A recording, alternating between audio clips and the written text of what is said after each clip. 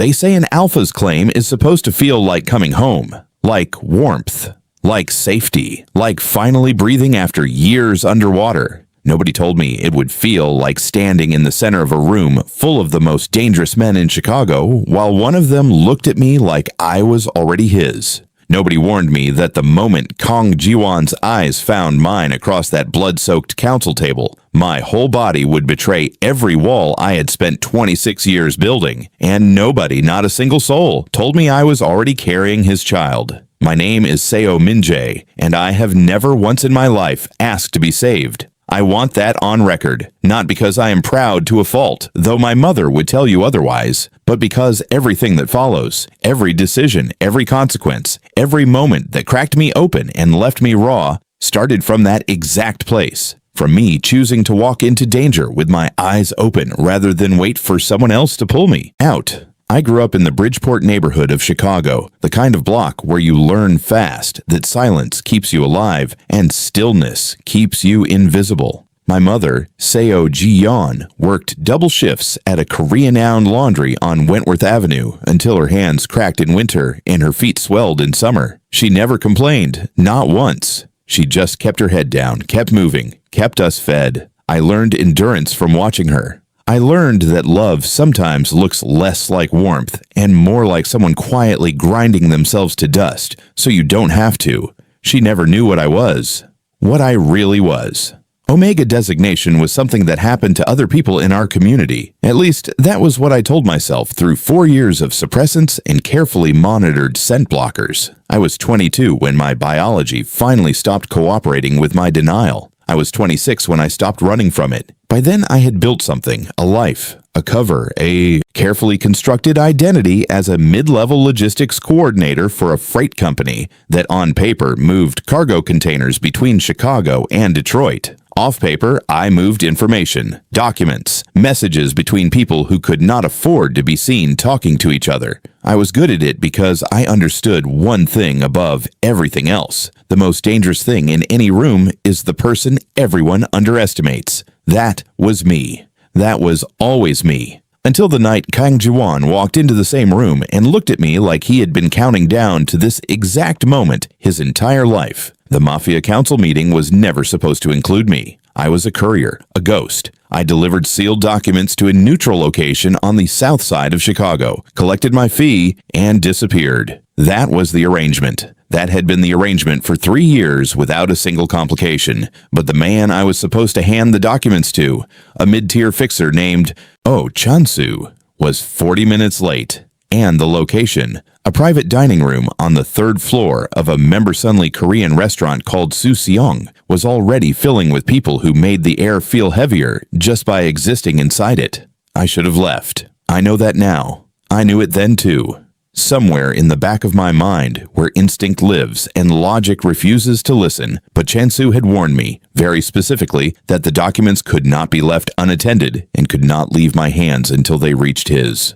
So I stayed. I found a corner near the service corridor, pulled my scent blocker tight around my collar, and waited. That was my first mistake. The second was looking up when the room went quiet. It went quiet the way rooms only go quiet for one kind of person. Not gradually, not politely, but all at once, like someone had cut the sound with a knife. Conversations stopped mid-syllable. Glasses paused halfway to mouths. Even the low background hum of the ventilation system seemed to hold its breath. He walked in like silence was something he owned. Kang Jiwon. I did not know his name yet. In that first moment, I only knew the reaction he created, the way every person in that room either straightened or stepped back, some doing both at the same time. He was tall in the way that reads less like height and more like presence. Like the space around him had quietly rearranged itself to accommodate whatever he carried. Dark suit, no tie, collar open by exactly one button, in a way that managed to look less casual and more deliberate than anything I had ever seen. And he was an alpha. That much was undeniable. Even through my scent blockers, I could feel it. Not smell it exactly, but sense it the way you sense a change in air pressure before a storm. Something old and instinctual in my body registered him before my brain had the chance to categorize or dismiss. I looked back down at my hands. I focused on my breathing. I told myself it meant nothing. Then the man beside him leaned close and whispered something, and Kang Jiwon's gaze moved across the room with the slow, precise sweep of someone who never looks anywhere by accident, and stopped directly on me. The scent hit me before I could brace for it. Not overwhelming, not aggressive. That was the part that undid me, because I had spent years building a tolerance for powerful alpha scent, had trained my body to process it and file it away as neutral data. What Kang Jiwon's scent did was something different. It moved through my suppressants like they were made of paper, like they had never existed at all. Cedar and cold iron and something underneath that I had no name for, something that my body recognized on a frequency below language, below thought. My hands tightened around the document envelope in my lap. My jaw locked. I felt the back of my neck prickle with heat I had absolutely no interest in acknowledging. He was still looking at me. Across a room full of some of the most powerful and dangerous people in the Chicago underworld, Kang Jiwon was looking directly at me with an expression that I could not read and did not want to. I held his gaze for exactly 3 seconds because looking away first felt like losing something I could not afford to surrender. Then I looked down. My heartbeat was doing something complicated. Not fast exactly, but heavy. Each beat pressing against the inside of my chest, like it was trying to remind me of something I kept forgetting. The overhead lighting in Su Seong's private dining room was warm and gold-toned, the kind designed to make everyone look expensive and untouchable. Lacquered wooden panels lined the walls. A long rectangular table dominated the center of the room, already set with water glasses that nobody was drinking from. Around that table sat 7 men. I would later learn all of their names. The heads of the 5 families that controlled different quadrants of Chicago's underground economy, plus 2 representatives from an alliance network that stretched from Detroit to Los Angeles. Men who between them had ordered things I would not let myself think about directly. And at the head of that table, Kang Jiwon pulled out his chair and sat down. He did not look at me again, which somehow felt worse than when he had. I pressed my back against the wall and reminded myself that I was invisible, that I was good at this, that I had survived worse rooms than this one. My body, traitor that it was, did not entirely believe me. Chansu arrived 11 minutes later, breathless and reeking of cigarettes and apology. He spotted me immediately, crossed the room with his head down in that practiced way of someone who had learned to move through dangerous spaces without drawing attention, and dropped into the chair beside me. "You stayed," he said quietly. "Not a question." "You were late," I said back. "Same." "Volume." He held out his hand. I placed the envelope in it without looking at him, keeping my eyes on the room, on the table, on the back of Kang Jiwon's head. "Who is he?" I said. Also not a question. Chansu's hand stilled against the envelope. I felt, rather than saw, the tension move through him. "Min-jae." His voice had dropped further, barely breath now. "Do not." "I'm not doing anything. I'm asking." "That's the same thing in this room." He tucked the envelope inside his jacket with hands that were not entirely steady. Kang Jiwon, king of the Northern Alliance, controls every major distribution network between here and the Canadian border, took his father's seat 4 years ago and doubled the territory in 18 months. I processed this information the way I processed most things, quietly, without visible reaction. He looked at me. I said, "I know." Chansu stood. "That's why you need to leave, right now. Through the service corridor, not the main entrance." I looked up at him then. He was not a man who frightened easily. I had seen him walk into rooms that should have ended him without so much as a change in his breathing. Right now, his face carried something I had never seen on it before. Genuine fear. For me. "Chansu."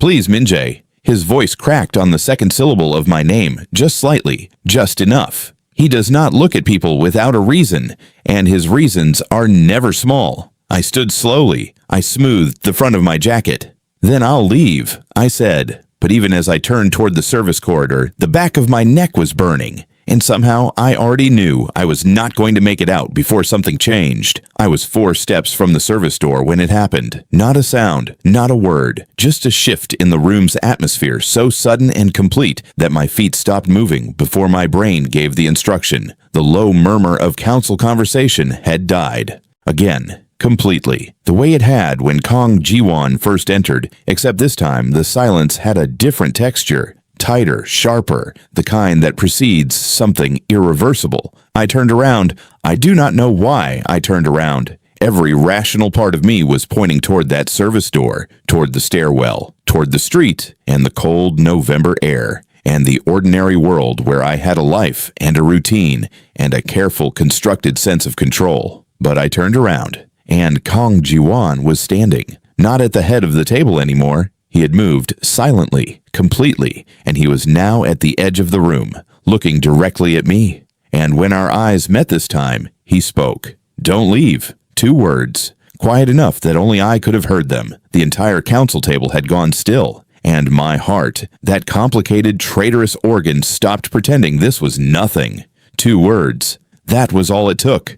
Not a shout, not a threat. Not the kind of command that comes wrapped in violence and backed by the barrel of something cold and loaded. Just 2 words spoken quietly enough that they could have been meant for anyone, except every single person in that room knew they were not meant for anyone but me. Don't leave. My feet stayed exactly where they were, not because I was afraid. I want that understood clearly. Seo Minjae does not freeze from fear. I froze because something in the air had shifted in a way my body cataloged faster than my mind. Something molecular and ancient and completely outside the jurisdiction of rational thought. The kind of shift that happens when biology decides to weigh in on a situation that logic thought it had under control. The service door was still 4 steps behind me. 4 steps. I had crossed wider distances under worse conditions without breaking stride. I turned back around fully and faced the room. Kang Jiwon had not moved from his position at the edge of the space.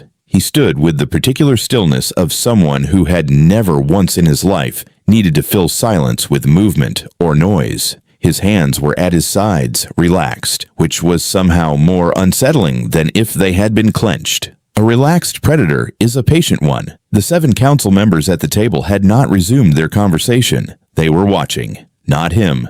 Me. Watching to see what the unknown variable in the corner of their carefully controlled room was going to do next. I squared my shoulders. I lifted my chin exactly 1 degree, enough to signal that I was present by choice and not by paralysis. "You don't know me," I said. My voice came out level. I was proud of that. The corner of his mouth moved, not quite a smile. Something more dangerous than a smile. "Not yet," he said. That was the moment my suppressants failed completely. Not gradually, not with warning. 1 breath, I was contained, controlled, invisible the way I had trained myself to be. And the next breath, something inside me cracked open like a fault line that had been building pressure for years and finally ran out of patience. My scent blocker had been freshly applied that morning. High-grade pharmaceutical suppressant, the kind that costs more than most people's weekly grocery budget and promises 18 hours of complete olfactory neutrality. It had never failed me before, not once in 4 years of use. It failed me now. I felt it happen. That is the part nobody who has never experienced full suppression failure understands.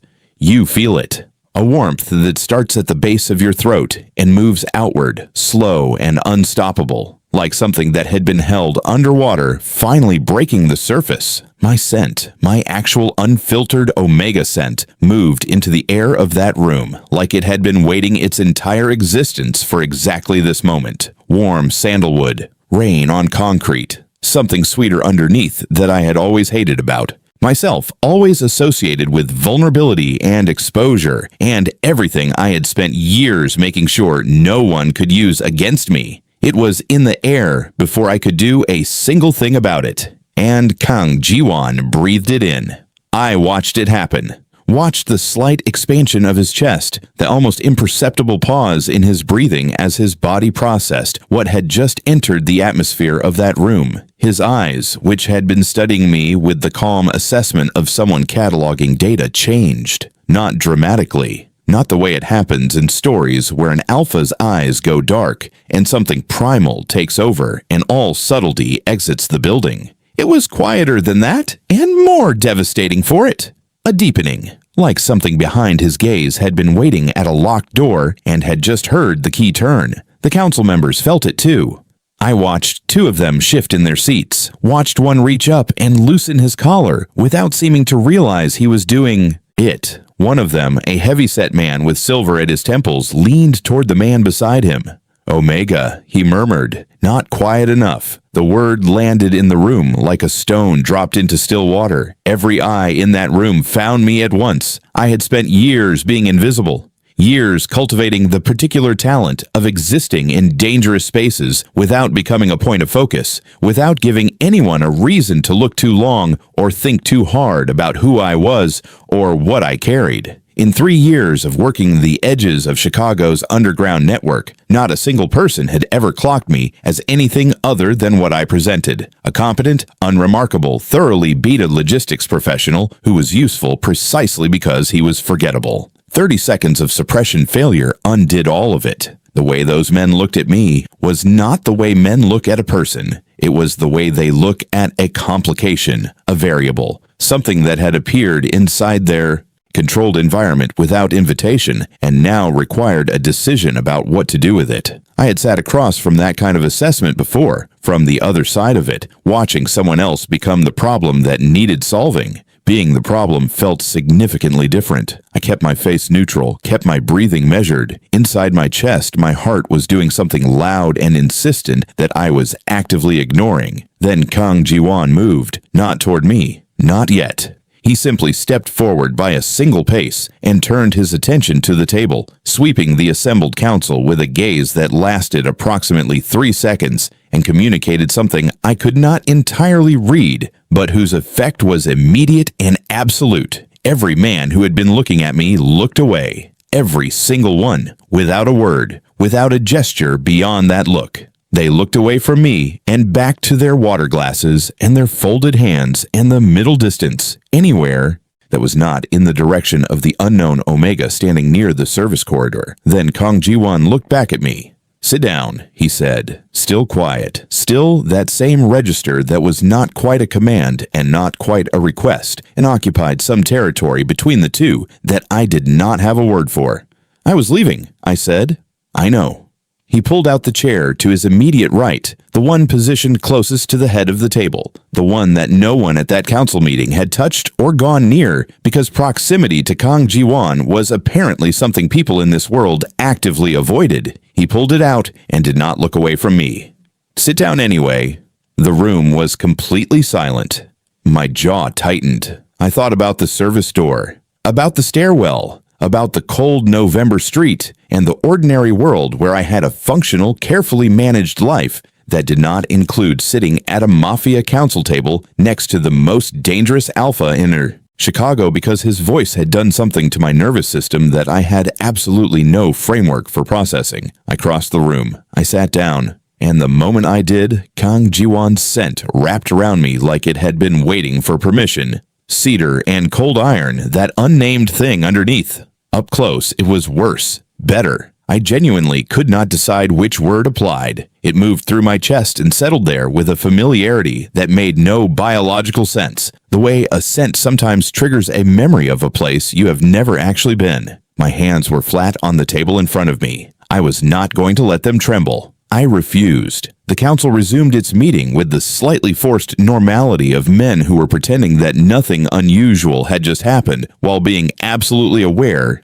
that something unusual had just happened. Kang Jiwon sat beside me and said nothing for 4 full minutes. I counted. Then, without turning his head, without dropping his voice below the conversational register of the room, he spoke to me the way you speak to someone you have known long enough to stop performing for.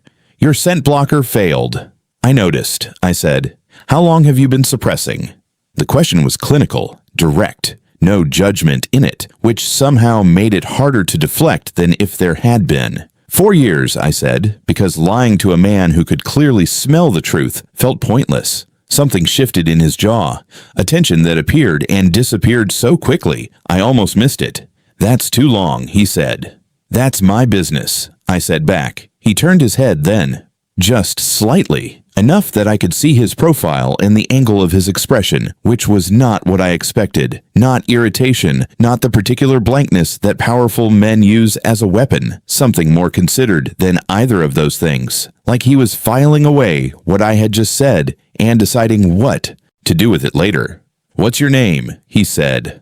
Not what's your name in the room full of killers, not who sent you, just my name, like it was the only piece of information that actually mattered to him in that moment. I looked forward at the council table. "Seo Min-jae," I said. He was quiet for exactly 3 seconds. "Kang Jiwon," he said, like I had asked. Like my knowing his name was as inevitable as everything else that had already happened tonight. My pulse did something I chose not to examine. The meeting ended 40 minutes later. I did not remember most of it. That is a specific kind of unsettling for someone who makes his living on precise recall and careful observation. I retained fragments, voices, the occasional raised tension between two men across the table about territory lines I had no context for, the sound of papers being moved and agreements being reached in the coded language of people who never say directly what they mean. What I remember clearly is the heat of Kang Jiwon's arm on the shared armrest between our chairs, not touching me, close enough that the warmth of him was a presence against my skin through 2 layers of clothing. What I remember clearly is that at some point during those 40 minutes, without announcement or ceremony, his scent stopped feeling like an invasion. It started feeling like something else, something I did not have a safe name for. The meeting ended. Men stood, filed out, and Kang Jiwon did not move. He stayed seated beside me in the emptying room, and the silence between us was not the silence of strangers. "We need to talk," he said. "Not here." And the part of me that had kept me alive through 3 years of navigating Chicago's most dangerous underbelly looked at this man and made a decision it had absolutely no business making. It trusted him, not completely, not blindly, but enough. And that, I would later understand, was where everything truly began. It trusted him, not completely, not blindly, but enough. And I hated that. Hated the quiet certainty of it sitting in my chest like it belonged there, like my own instincts had decided to stop consulting me before making major decisions. I had built my entire survival on reading rooms, reading people, staying 3 steps ahead of every situation before it had the chance to become one. That internal compass had never once steered me wrong, until this man sat beside me for 40 minutes and did nothing more threatening than exist, and now my body was behaving like we had some kind of history I had not been informed of. The last council member filed out through the main entrance. The door clicked shut behind him with a sound that felt final in a way that had nothing to do with the door itself. The private dining room of Suseong held only 2 people now, me and Kang Jiwon. The overhead lights were still warm and gold-toned. The long table still held its untouched water glasses. Somewhere below us, the restaurant operated at its normal Friday evening capacity, the muffled rhythm of other people's ordinary lives pressing faintly through the floorboards. Up here, the air was thick with the residue of power and negotiation, and my own exposed scent that I still could not pull back, no matter how hard I concentrated. I stood before he could say anything else. Not running, standing. There is a distinction, and it mattered to me. "Whatever conversation you have in mind," I said, turning to face him directly, "I should tell you up front that I am not affiliated with any of the families at that table. I was here to deliver documents to a contact. That contact is gone. My involvement in whatever happens inside this room ends at that door." Kang Jiwon looked up at me from his seated position. He did not stand, did not match my energy or my posture or my very deliberate attempt to establish the terms of this interaction. He just looked at me with those eyes that had already seen something in me I had not offered to show. "Sit back down, Min-jae," he said. "No," I said. His mouth curved, barely, like the word had genuinely surprised him, and he found that interesting rather than offensive.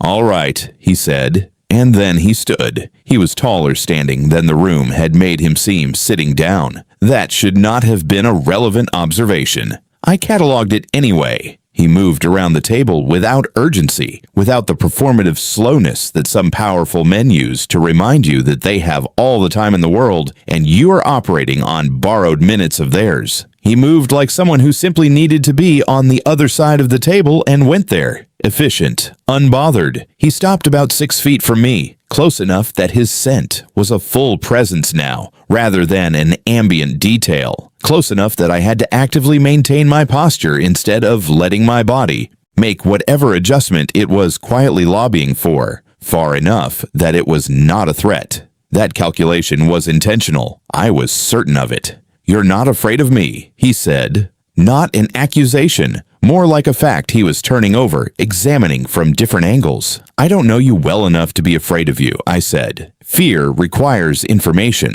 Most people in that room have been afraid of me since before they knew my name. Most people in that room were born into a world where your name means something specific." I kept my voice even. I came in through the service corridor with a document envelope and a suppression failure. My frame of reference is different. Something moved through his expression, quick and layered, gone before I could fully read it. "You've been suppressing for 4 years, he said, circling back to it. Like it was a thread he intended to follow, regardless of where I tried to redirect the conversation. "You mentioned that already. Because it matters." "To who?" I said. "To you. You don't know me." You said not yet, which implies an intention I have not agreed to and have no particular interest in agreeing to. Whatever your biology is doing right now in response to my scent, that is a chemical reaction. It is not a relationship. It is not an obligation, and it is not my problem to manage. The words came out clean and precise, and exactly as sharp as I intended them. Kang Jiwon was quiet for a moment. Then he said, "You practiced that." I blinked. Involuntary. A single brief failure of composure that I recovered immediately, but not fast enough. "Excuse me," I said. "That speech." His head tilted slightly. "You've had it ready. Not for me specifically, but for this situation, someone has come at you before with the biology argument, and you've had to shut it down." My jaw tightened. He was not wrong. I despised that he was not wrong. What I have or have not experienced before tonight is irrelevant, I said. "It's not," he said simply, "but I won't push it." That stopped me more completely than any counter-argument would have. I had loaded and aimed for a fight, and he had declined to be the target, and now I was standing here with nowhere to direct the momentum. "Why not?" I said before I could stop myself. The curve at the corner of his mouth returned. "Because you're already listening," he said. "Pushing would ruin it." I turned away from him. Not retreat. Redirection. I moved to the window on the far side of the room, the one that looked out over the south side of the city, Chicago's nightscape pressing up against the glass in orange and white and the particular blue-black of November sky. My reflection looked back at me from the dark portions of the glass. Composed, controlled, a man who had his situation entirely in hand. My reflection was lying. The back of my neck was burning again. That specific heat that had started the moment his scent broke through my suppressants and had not stopped since. It was not painful. That was the problem. Pain I could have worked with. This was something warmer and more patient than pain, something that sat at the base of my skull and radiated down my spine with the quiet insistence of a reminder I kept trying to forget. I heard him move. He did not come to the window. He moved to the table instead, and I heard the sound of a chair being pulled out, unhurried, and then the faint sound of him sitting back down, giving me the room, giving me the distance, which was somehow more destabilizing than if he had followed me. "I need to know who sent you tonight," he said from across the room. Back to business, clean and direct, the intimacy of the previous exchange folded away, like it had never happened. "Not because you're a threat. Because someone put an unmated Omega in a room full of council members without protection or disclosure, and that is either an oversight or an intention. I want to know which." I turned from the window. The framing of it landed differently than I expected. Not who are you working for? Not what did you deliver? He had gone straight to the vulnerability of my situation, the specific danger of what had just happened to me in that room, and named it with more clarity than I had allowed myself to. An unmated Omega, in a room full of powerful alphas, with a failed scent blocker, The implications of that, the actual full weight of what could have unfolded in that room if Kang Jiwon had not done whatever he had done with that single 3-second look, settled over me like cold water. I kept my face still. "That's my business to handle," I said. "It was," he said. "It stopped being exclusively yours the moment your scent hit that room, and I made a choice."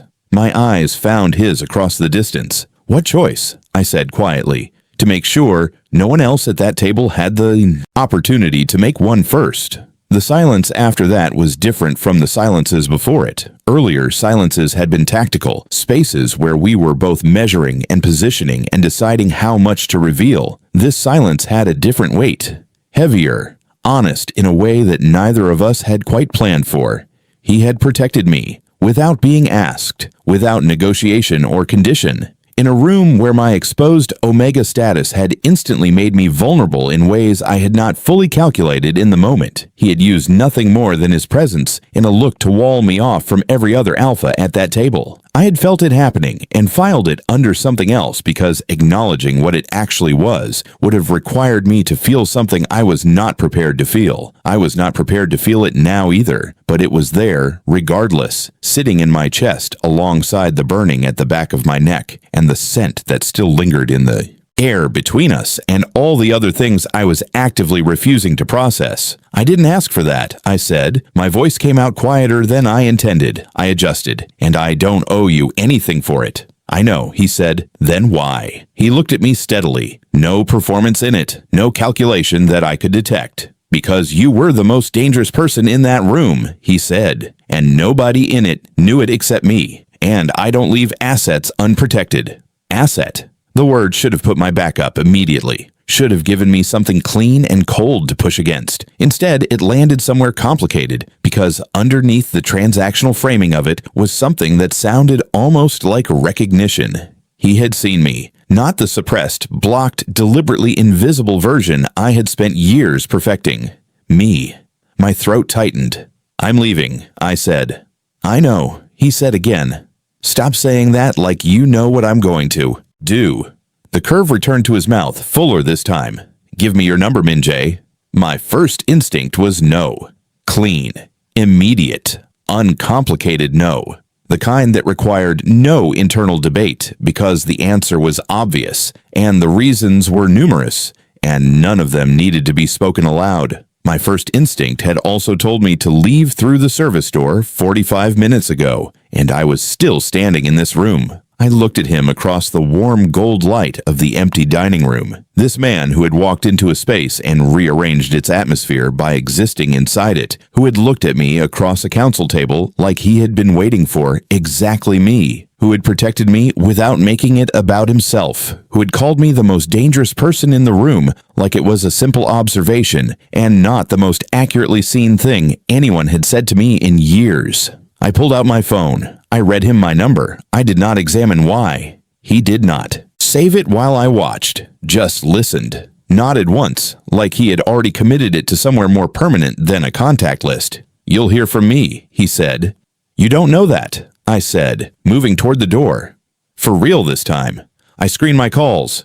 "Min-jae." I stopped with my hand on the doorframe. Did not turn around. "Your suppressant failed tonight because your body recognized something," he said. Quiet. Unhurried, like someone leaving a key under a specific stone and trusting the right person to eventually look. That doesn't go away. It gets louder. I walked out. I took the stairs down 2 at a time. I pushed through Suseong's ground floor and out into the November cold, and I kept walking, hands in my pockets, breathing the sharp, clean air of the city, putting distance between myself and that room and that man, and every complicated thing that had just happened inside me. My neck burned the entire way home, and when my phone lit up at midnight with an unsaved number, one message, no punctuation, just louder. I stared at it for a long time. Then I put my phone face down on my nightstand and lay in the dark, listening to my own heartbeat do things I had no name for. I did not sleep, not for lack of trying. I lay in the dark of my apartment on the 14th floor of a building on South Michigan Avenue and stared at the ceiling and ran every moment of that evening through my mind with the systematic precision of a debrief. That was how I processed things. Methodically. Strip the emotion out, examine the facts, identify the variables, determine the risk level, file accordingly. The facts were these. I had entered a council meeting I was not invited to. My suppressants had failed in front of 7 of the most powerful men in Chicago's underground network. The Alpha King of the Northern Alliance had effectively claimed my presence at his side without my consent, and then prevented every other Alpha in the room from acting on my exposed scent. He had asked for my number. I had given it to him. He had texted me at midnight with a single word that was less a message and more a continuation of a conversation my body had started without consulting me. Risk level significant, filing impossible, because underneath every clean, factual line of that debrief was the burning at my neck that had not faded, the cedar and cold iron that my memory kept reconstructing with a fidelity that had no business being that precise. The way he had said my name, both times, like it was a word he intended to keep using. My phone was still face down on the nightstand. I picked it up at 4:47 in the morning because not picking it up had become its own form of acknowledgement. The message was still there. One word. Louder. I typed, "This is harassment." I stared at it. Deleted it. I typed, "I told you I screened my calls." Deleted that too. I put the phone back down. At 5:02, it buzzed again. I grabbed it faster than I intended to. The message read, "There's a problem. I need your help. It involves the documents you delivered tonight." My eyes moved across those 2 sentences 3 times. Then I sat up. The documents. Of course it was the documents. I had delivered a sealed envelope to Oh Chansu containing routing information for a financial transfer between 2 council-adjacent shell companies. Standard courier work. The kind of thing I had done 40 times without incident. Chansu received the package. Meeting concluded. My involvement ended. Except Chansu had left the meeting visibly frightened and in a hurry, and I had been distracted enough by everything that followed that I had not stopped to ask myself why a man with his experience and composure had looked that rattled. I typed back, "What kind of problem?" The response came in under 30 seconds. The kind that means Oh Chansu is currently unreachable, and the documents you carried are now the only record of a transaction that 2 very motivated people want erased. I read that twice. Then I was out of bed. Not because of Kang Jiwon, because Chansu had been my contact for 3 years and unreachable at 5 in the morning after a meeting where he had looked at me with genuine fear meant exactly one thing in the world I operated in. I typed, "Where are you?" He sent an address, a building on West Cermak Road in Chinatown, 4 blocks from the restaurant where this entire night had started. Then, come through the parking structure, 3rd level. I'll have someone waiting. I looked at that message for a long time. Every piece of tradecraft I had built over 3 years of careful, invisible work was screaming at me that walking into an unknown location at 5 in the morning because a man I had met 4 hours ago sent me an address was the kind of decision that ended careers, or worse. But Chansu was unreachable, and the documents I had carried contained my fingerprints, my courier registration, and a routing code that traced back to a drop address 2 blocks from my apartment. If someone wanted to erase the transaction, they would want to erase the chain of custody along with it. That chain started with me. I pulled on my jacket, checked the inside pocket where I kept the one piece of hardware I carried on every job, a matte black tactical pen that was considerably more useful than it looked, and the small canister of scent neutralizer that was apparently now more aspirational than functional where this particular alpha was concerned. I left my apartment. The elevator down was silent and fast. The parking garage beneath my building smelled of concrete and motor oil and the particular cold that seeps into underground spaces in November. My breath misted in front of me as I walked to my car. My phone buzzed one more time. His message read, "Don't come alone." I stopped walking. Typed, "Back. I don't need backup." His response, "I know. I'm already outside your building." I came up through the ground level exit of the parking structure and he was there. Not in a car, not positioned at a careful distance with the studied casualness of someone pretending not to be waiting. He was standing directly outside the exit, hands in the pockets of a dark coat that looked like it cost more than my monthly rent, breath fogging in the November air, looking completely unbothered by the temperature or the hour or the fact that he had apparently tracked my building address in the 4 hours since I had walked out of Susong. I stopped 3 feet from him. "How do you know where I live?" I said. "I know where everyone relevant to my operation lives," he said. "You became relevant approximately 45 minutes into a council meeting you were not supposed to attend. That is a genuinely unsettling answer." "I know. You keep saying that."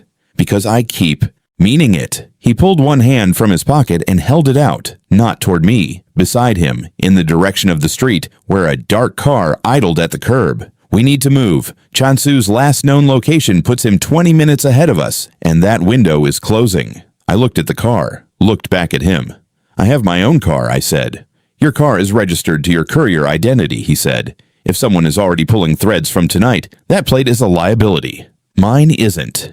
He was right. I hated that he was right with the same specific frustration as the night before, this pattern of him being correct about things I had already calculated and arrived at slightly slower than he had. I walked to his car. The interior was warm and dark and smelled of him, cedar and cold iron filling the enclosed space with an immediacy that hit the back of my throat before I had fully settled into the seat. I kept my breathing even, kept my eyes forward, felt my neck begin its familiar burn, and chose to classify it as irrelevant for the duration of this situation. The driver, a broad-shouldered man with the kind of quiet competence that read as former military, pulled into traffic without being told. Jiwon settled into the seat beside me, not close. The back seat had space between us that he did not attempt to close. That same awareness from the night before, the careful calibration of distance that never felt like absence and never crossed into pressure. "Tell me everything about the job," he said. "From the moment you were contracted." "You first," I said. "Tell me what you know about Chansu." A pause. Short. Almost imperceptible. "He's not missing," Jiwon said. "He ran." My head turned before I could stop it. "From who?" I said. Jiwon's jaw tightened. The first crack in his composure I had seen since the moment he walked into that dining room and rearranged its atmosphere with his presence alone. "From me," he said. The city moved past the windows in streaks of orange light and dark glass, and the particular blurred momentum of Chicago before dawn, when the streets belonged to people with urgent destinations and no interest in being seen. I processed what he had said the way I processed most things that landed harder than expected, from the outside in, starting with the facts, working toward the implications, saving the emotional reaction for when I had more information and better footing. Chansu ran from Jiwon. Chansu, who had worked adjacent to the Northern Alliance for at least 2 of the 3 years I had known him. Chansu, who had looked at me tonight with fear that I now understood was not about the council room or my exposed scent or any of the things I had attributed it to. It had been about this, about whatever thread connected him to Kang Jiwon and had apparently snapped tonight. "The documents," I said slowly. "He wasn't supposed to receive them." Jiwon looked at me. "They were intercepted," I said, working through it aloud because the shape of it was forming faster than I could hold it internally. Someone redirected the delivery chain. I was supposed to bring those documents to someone else entirely, and Chansu inserted himself as the endpoint. "Yes," Jiwon said, "and the documents contained something that gave him leverage. Routing codes for a transition of assets that officially doesn't exist." His voice was level, controlled. But underneath, it was something that sounded less like the Alpha King of the Northern Alliance, and more like a man who had been outmaneuvered by someone he had trusted. If those codes reach the wrong hands, it doesn't just compromise the transaction, it compromises everyone connected to it, including people I am responsible for. The car turned south. My mind was moving fast now, that specific clarity that arrived when a situation became serious enough to override everything else. "You need the documents back," I said. "I need to find Chansu," he said. "The documents are with him. And you came to me because I'm the last person in the chain who had direct contact with him tonight." "Partly," he said. The qualifier landed in the space between us. I did not ask what the other part was. I was not ready for that answer. The car stopped. West Cermak Road in Chinatown was quiet at this hour. The storefronts dark, the street lights casting everything in amber. The parking structure Jiwon had texted me from my phone sat at the end of the block, its lower levels open to the street, the upper levels disappearing into shadow. His man was already out of the car, hand at his side, scanning the perimeter with the practiced efficiency of someone who did this for reasons beyond employment. Jiwon turned to me before opening his door. Close, suddenly. The shift in the car's interior had brought him nearer than I had registered, and his scent was a full wall of warmth against my senses, and his eyes in the low amber light of the street were doing that thing again. That deepening, that locked door quality that made my chest feel like it was running out of room. "Stay close," he said, low, immediate. "I don't take orders," I said. "I know." His door opened. Cold air rushed in. "I'm asking." I looked at him for one full second. Then I got out of the car. We moved toward the structure together, and on the third level, in the far corner beneath a flickering fluorescent light, we found something that made every plan we had walked in with completely irrelevant. Chansu was there, but he was not alone, and the man standing over him with a phone to his ear and cold, flat eyes turned toward us like he had been expecting exactly this, looked at me with a recognition that stopped my blood cold. He knew my name before I said a word. And from the way Jiwon went completely still beside me, body shifting from motion to coiled readiness in less than a breath. Whatever this man represented was not a complication. It was the reason tonight had happened at all. The man standing over Chansu was not large. That was the first thing I registered, because threat assessment starts with the physical and moves inward. Average height, slim build. A face that was almost aggressively unremarkable, the kind that disappeared in crowds by design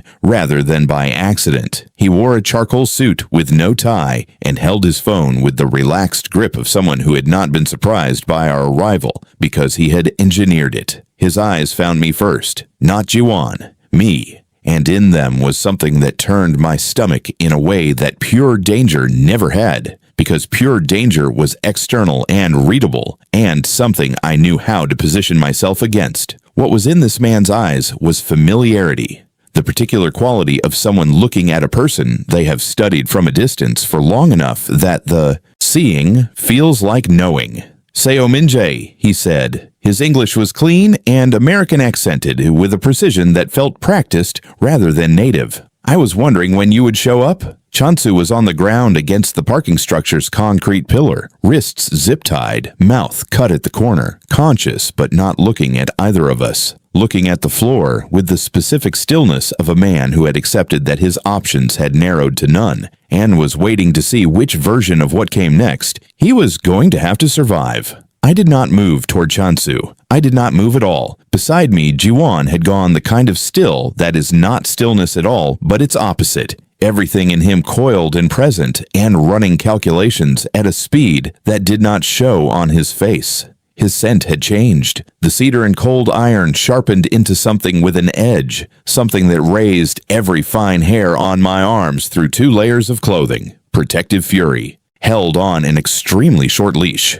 "Who are you?" I said to the man in the charcoal suit. He smiled. It did not reach anything above his jawline. "My name is Lim Byung-hak," he said, "and I am the reason you exist in the world you think you built for yourself." The name did not register immediately. Then it did. Lim Byung-hak. The name surfaced from a place I kept sealed and dark and visited as infrequently as possible, a place in my memory that smelled like a different city and a younger version of myself who had not yet learned that the most dangerous people rarely announce themselves. I had heard that name once, spoken by my mother in a moment she did not know I was listening, her voice low and careful the way it got when she was talking about things she believed I was too young to carry. I had been 17. She had been on the phone with someone I never identified, standing at the kitchen window of our apartment in Bridgeport, her back to the hallway, where I had stopped on my way to the bathroom at 2 a.m. Her words had been fragments, the kind you catch when you are not meant to be catching anything. "Lim Byung-hak knows about the boy. We have to move him." "No, not through the network. He owns half of it." There has to be another way. I had stood in that hallway for 6 minutes, listening to half a conversation that rearranged my understanding of my own childhood without providing enough information to fully reassemble it. In the morning, my mother had made juke, and we had eaten breakfast in the ordinary silence of people who love each other and say very little, and I had filed the name away in the sealed dark place and told myself I would open it when I was ready. I was not ready now. But Lim Byung-hak was standing in front of me in a parking structure in Chinatown at 5 in the morning, and the look on his face said he had been waiting for this specific moment with a patience that I now understood had been years in the making. "You knew my mother," I said. Not a question. The words came out flat and controlled because I needed them to be. Needed the surface of me to hold while the ground underneath shifted. Something moved through Lim's expression, quick and complex, gone before I could fully name it. "I knew your father," he said. The world did not stop. I want to be precise about that because it is important to me that I did not shatter at a single sentence. I stayed standing. My breathing stayed even. My face stayed still. But something in my chest cracked along a line I had not known was there. "I don't have a father," I said. "You have one," Lim said. "You simply were never supposed to find out who he was. Your mother made certain arrangements to ensure that. I've spent a considerable amount of time and resources undoing them." Jiwon moved, not toward Lim, toward me. A single step, closing the distance between us to inches, his arm coming to a position just behind my back without touching. A wall of warmth and cedar and sharpened fury that was not possessive, but was absolutely protective, and my body registered it before my mind could decide how to feel about that. "You're done talking," Jiwon said to Lim. Quiet. The kind of quiet that is structurally identical to a loaded weapon. "I haven't started," Lim said pleasantly. "Your father's name was Kang Jiwon." The name landed in the space between all three of us, like something dropped from a height. I heard it. I parsed it. I felt the specific quality of Jiwon's stillness beside me change in a way that was distinct from every other stillness he had demonstrated tonight. This one had a different texture. Denser, the kind that comes not from calculation, but from impact, from absorbing something that hits a wound that was already there. Kang Jiwon. Kang. I turned my head and looked at Jiwon. His profile was controlled. Absolutely controlled. The mask perfect and present, but his jaw had a tension in it that had not been there 30 seconds ago, and his eyes fixed on Lim Byung-hak with an intensity that should have physically moved the man backward, held something I had not seen in them before. Recognition. Pain, and underneath both of those, something that looked like grief wearing the clothes of anger because it had nowhere safer to go. "Seojin," I said quietly, testing the shape of it. "That's a family name." "My father's younger brother," Jiwon said. His voice was even, perfectly even. The control it required was visible only because I had been studying him long enough to know what his natural register felt like. "He died 8 years ago. Officially." "Officially," I repeated. "He didn't die," Lim said from across the space, unhelpfully cheerful in the manner of a man who had held information for years and was finally releasing it in the most strategically painful sequence possible. "He was removed. There's a difference. Your father," he said, directing this at Jiwon, "had him eliminated because Seojin had produced an heir outside the family line, an Omega heir, which, under alliance succession law, created a complication for the inheritance structure your grandfather had spent 40 years building." The parking structure was very cold. I had not noticed how cold until this moment, when the temperature of the concrete and the pre-dawn air and the fluorescent flicker overhead all registered simultaneously against my skin. An Omega heir, outside the family line. I heard my mother's voice from 17 years ago. "Lim Byung-hak knows about the boy. We have to move him. The boy. Me." "My mother hid me," I said. Not to Lim, to the space between the facts, working through them the way I always worked through things, systematically, from the outside in, even when the inside of it was something I did not yet have the architecture to hold. She knew who my father was, and she hid me from the family. "She saved your life," Lim said. "Your grandfather would not have left an Omega heir in a position to challenge succession, not even an unacknowledged one." I looked at Jiwon. He was already looking at me, and the expression on his face was the first fully unguarded thing I had seen from him since the moment his eyes found mine across that council table. Stripped of calculation and control and the particular armor of a man who has run dangerous things for a long time. Underneath all of it was something raw and ungoverned and aching. He had not known. Whatever Lim Byung-hak had expected from this revelation, whatever power play he had designed this moment to accomplish, he had not accounted for the fact that Kang Jiwon was genuinely learning this for the first time alongside me, and that changed the geometry of everything. "Why?" I said to Lim. "Why now? Why this room? This morning? After however many years you've spent knowing this?" Lim tucked his phone into his jacket pocket with the unhurried movement of a man who had already won the part of the game he had come to play. "Because the documents your courier friend collected tonight contain the original asset transfer records from when your grandfather restructured the Alliance inheritance 8 years ago," he said. "They contain the payment authorization for your father's removal, and they contain a secondary file that your grandfather's lawyers buried inside the routing codes, a file that legally establishes Kang Seo-jun's paternity of an unregistered Omega heir and the heir's claim to Northern Alliance succession." The silence after that was absolute. "You want to use me?" I said. Flat. Clear. No performance of shock because shock was a luxury, and I did not have time for it. "I want to use the claim," Lim said, which was a more honest version of yes than most people in his position would have offered. "Your grandfather's primary successor, Kang Jiwon, has made certain decisions in the past year that have destabilized several long-standing arrangements that I benefit from. A legitimate succession challenge from an unacknowledged heir would create enough disruption to necessitate renegotiation. I was a weapon. That was what this was. My existence, my bloodline, my mother's 26 years of careful hiding, all of it had been located and loaded and aimed at the man standing 6 inches behind me, whose scent was cedar and cold iron, and whose uncle had been killed for the crime of making me. I turned to face Jiwon fully. His eyes were already on mine. "I didn't know," he said quietly, 2 words that carried the weight of everything he could not say in this space and in front of this man. "I know," I said back, and meant it, which terrified me more than anything Lim Byung-hak had said. Lim reached into his jacket. Jiwon moved in front of me before the motion was complete. Not a step. A single fluid repositioning that put his back to my chest and his body between me and whatever Lim's hand was producing, and the speed of it, the absolute instinctive immediacy of it, with zero calculation and zero hesitation, landed in my sternum like a physical impact. Lim produced a tablet. "The document file," he said, holding it up, unbothered by the fact that Jiwon had just demonstrated exactly how fast he was willing to move. "I want you to see what you're worth before you decide whether to work with me or against me." "You should leave," Jiwon said, still quiet, terrifyingly quiet.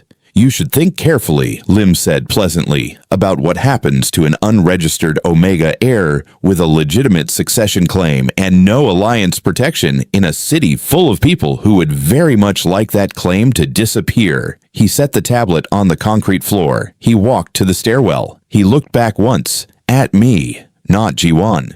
"Your mother was extraordinary, Minjae," he said. "You got her endurance. Let's hope you inherited her instincts too." The stairwell door swung shut behind him. The fluorescent light above us flickered twice. Chonsu made a sound against the pillar, somewhere between a breath and an apology. And Jiwon turned around and looked at me in the amber flicker of that failing light, and his face held something that had no name in the language of powerful men who never let themselves be read. It looked like the beginning of a reckoning with himself. "Are you all right?" he said. 3 words that should have been simple, that were not simple at all, because my mother had hidden me from his family for 26 years to keep me alive, and his grandfather had ordered my father's death, and his scent still smelled like something my body recognized as home, and I was carrying a secret of my own that I had not yet found the words, or the moment, or the courage to say aloud. A secret that changed everything, that made every single thing that had happened tonight not a coincidence, not fate, a collision that had been building for 26 years and was only now beginning to hit. "Are you all right?" 3 words sitting in the cold air of that parking structure like they were waiting for me to decide what to do with them. Jiwon's eyes were steady on mine, not pressing, not performing concern, just asking with the directness of someone who had decided that this moment required honesty more than strategy. I looked at him for a long count of 5. I found out my father was murdered by your grandfather to protect an inheritance structure, I said, and that I have apparently been a target of at least one active intelligence operation for an indeterminate number of years, and that the documents I carried tonight were not a routine job, but a specifically engineered chain of custody designed to put me in that council room at that exact time. I paused. I've had better mornings, I said. Something moved through his face. Not quite a smile. Something more complicated than that, more honest. The particular expression of someone who had braced for impact and received something unexpected instead. You're not falling apart, he said. I don't fall apart, I said. I process and I act. Falling apart is a later activity privately, with adequate preparation. He was quiet for a moment, then with a care that was so deliberate it almost looked casual. We need to get Chansu out of here and somewhere secure, and I need to get you somewhere that Lim's people can't reach while I figure out how deep this goes. I looked at Chansu against the pillar. He had not moved. His eyes were up now, watching me with the expression of a man assembling an apology he did not yet know how to deliver. Chansu, I said. Min-jae. His voice was rough. I'm sorry, I didn't know it would go this far. I thought I was protecting you. By intercepting documents that painted a target on my back. By keeping them out of hands worse than mine. His jaw tightened. There are people looking for you who make Lim Byung-hak look like a bureaucrat. I was trying to buy time. The fluorescent light above us gave one final flicker and went dark. In the new dimness, Jiwon's voice was very close. We move now, he said. Both of you.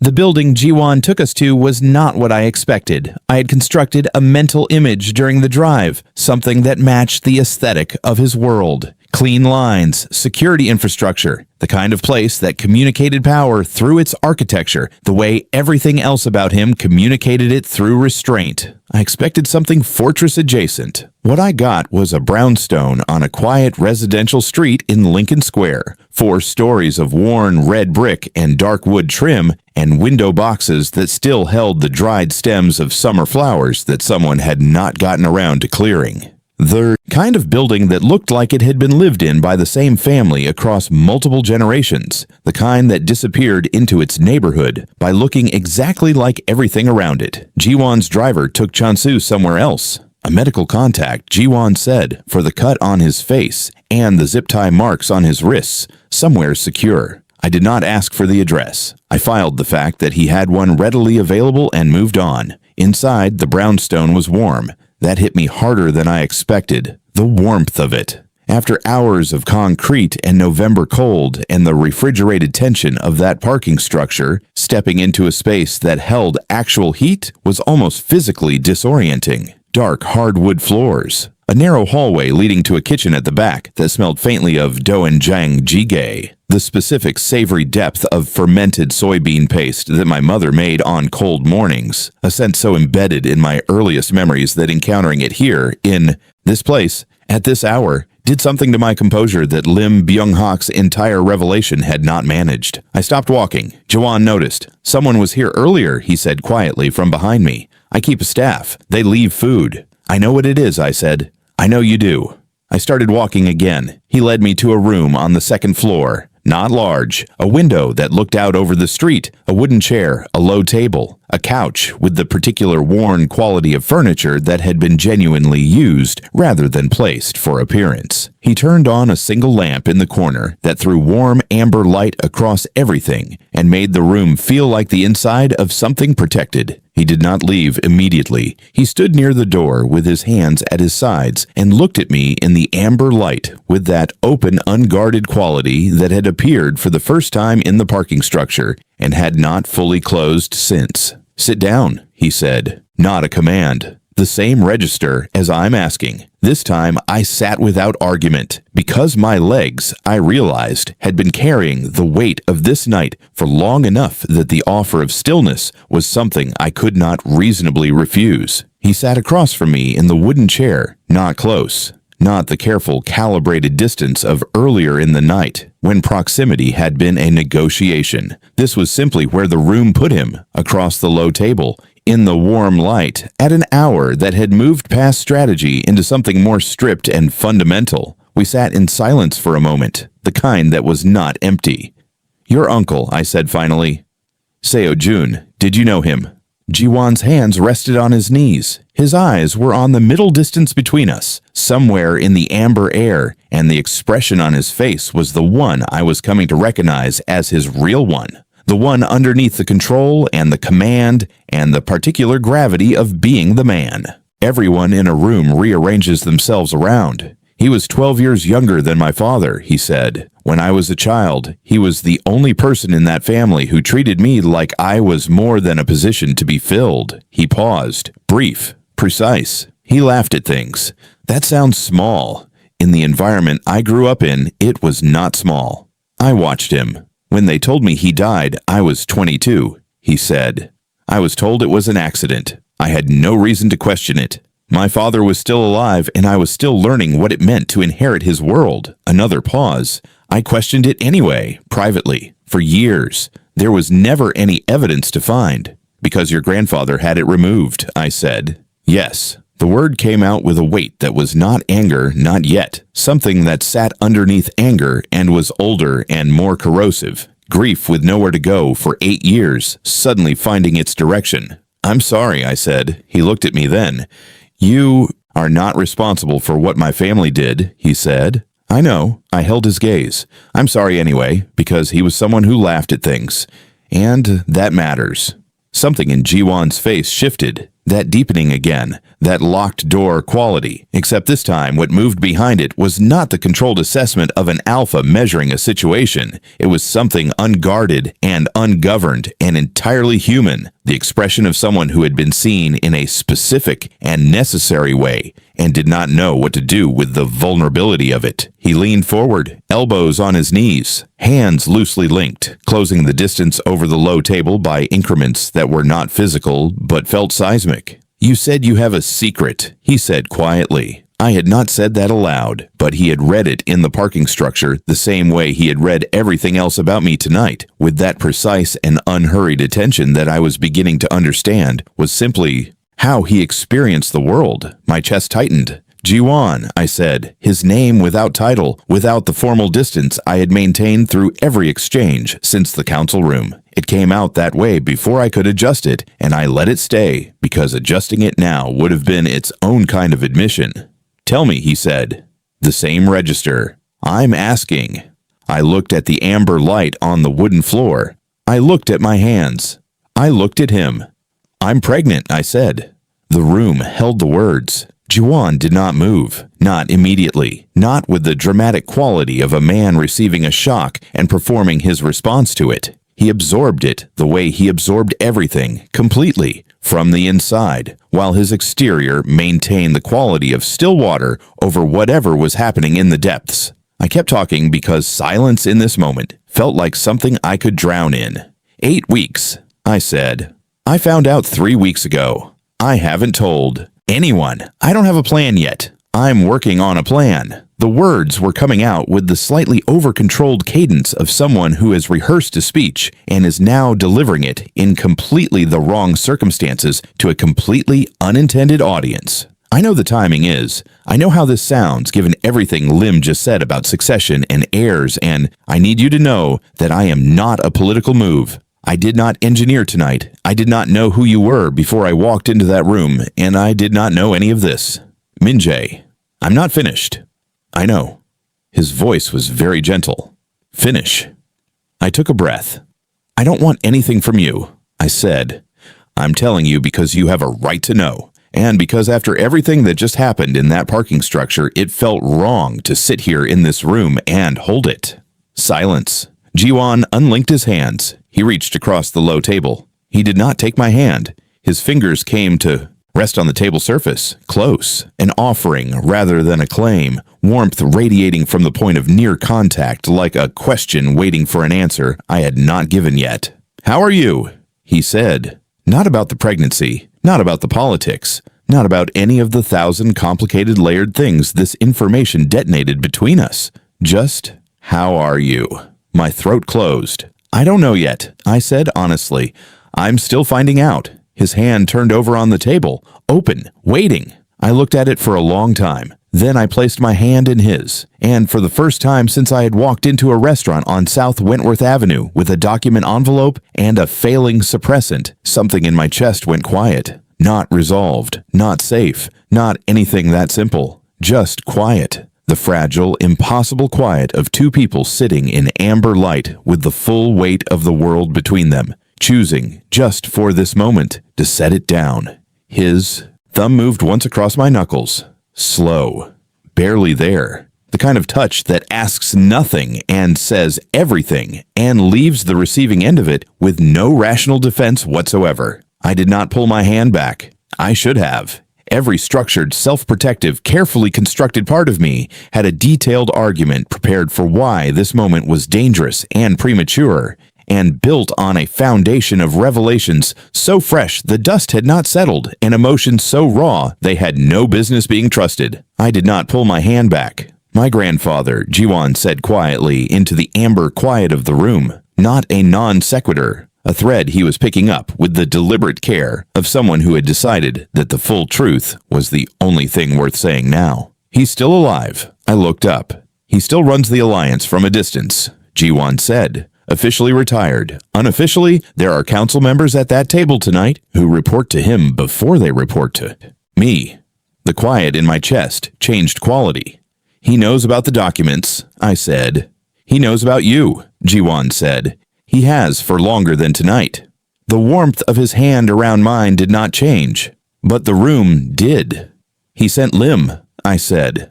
No, Jiwon said. And the single syllable carried the specific gravity of something he had been carrying alone for a long time and had not yet said to another person. Lim is working against him. My grandfather didn't send Lim to expose you. His jaw tightened. My grandfather sent someone else. He looked at me with those open, unguarded eyes in the amber light, and what was in them now was not grief and not fury and not the particular ache of a man reckoning with his family's sins.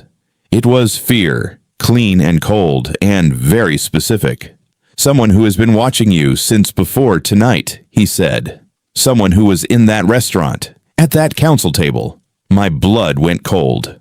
Which one? I said. He always said a name, and the fragile quiet shattered. The name he said was Oh Chansu. I heard it the way you hear something when your brain has already started processing the implications before the sound has finished traveling across the room. Not as a shock, as a confirmation of a dread that had been building in a place below conscious thought, the kind of knowing that lives in the body before it reaches the mind. Chansu, who had been my contact for 3 years, who had inserted himself into the document chain tonight, who had looked at me with what I had read as fear on my behalf, and had apparently been performing it with the practiced ease of someone who had been doing this long enough to make it look real. Who had apologized to me in that parking structure with zip tie marks on his wrists and a cut on his face, and the specific delivery of a man who wanted me to see his suffering and draw the conclusion he needed me to draw. I pulled my hand back from Jiwon's, not because of him. The motion was involuntary, a physical response to the recalibration happening inside me, the entire architecture of the last 3 years reorganizing itself around a new load-bearing truth. My hand came back to my own lap, and I sat with it there and breathed through the reordering. 3 years, 40-some jobs, documents, messages, routing codes, information that I had believed I was moving through neutral channels between parties who had no particular interest in me beyond my reliability and my discretion. Chansu had been the one who brought me in, who vouched for me, who designed the parameters of every job I had run, who had known from the beginning exactly what I was. Not a competent, unremarkable courier, an unregistered heir being kept close enough to be useful and far enough from the truth to stay manageable. How long? I said. My voice came out level. I was less proud of that this time because the levelness of it cost me something. Could feel leaving. I don't know the full timeline, Jiwon said, but the connection between Chansu and my grandfather's network goes back at least 5 years. 2 years before I was recruited. I stood up. The room was small enough that standing changed its entire geometry. I moved to the window and looked out at the Lincoln Square street below, the quiet, residential dark of it, the ordinary sleeping world that had no idea what was happening in this brownstone or in me, and I pressed one hand flat against the cold glass and let the temperature of it travel up my arm. "You knew," I said. Not to Jiwon, to the window, to the version of the night that was rearranging itself behind my eyes. "Someone in your organization knew about me before tonight." "My grandfather's people," Jiwon said, behind me, staying in his chair, giving me the room, not mine. "The distinction matters less than you think from where I'm standing." The words came out sharper than I had intended. I let them stay sharp because softening them would have been dishonest, and I was done with anything that required me to perform a steadiness I did not have. Your family has been aware of my existence. Your family's network reached into my professional life 2 years before I walked into that restaurant tonight, and you are telling me this now, in this room, after I told you I am pregnant, which means you sat across from me and held my hand while knowing that the safety of this space was already compromised. "I did not know about Chansu before tonight," Jiwon said. "But you know now." "Yes." "And you sent him with your driver." I turned from the window. "You sent the man your grandfather planted in my life to a secure medical location with a member of your staff." The silence that followed was 3 seconds long. In it, I watched Jiwon's face move through something that was not performance and not calculation, something that arrived and stayed and did not attempt to hide itself. The specific expression of a man who has made a decision in real time that he was certain of and is now looking at the gap between certainty and execution. He pulled out his phone. 1 call, 2 words to the person who answered, "Hold Chansu." He lowered the phone. "I did not know," he said again. Steady, not defensive. Steady in the way of someone who understands that saying a true thing twice does not make it land differently, but says it anyway because the truth is the only thing he has to offer. I found out the connection 20 minutes before I texted you this morning. I had not yet determined the scope. I should have told you before I moved him. That was wrong. I looked at him across the amber-lit room. "Wrong," I said. "Yes, that's what you're calling it." "I'm calling it what it is." His voice did not rise, did not harden. "I made a decision without complete information, and it affected your safety. That is wrong.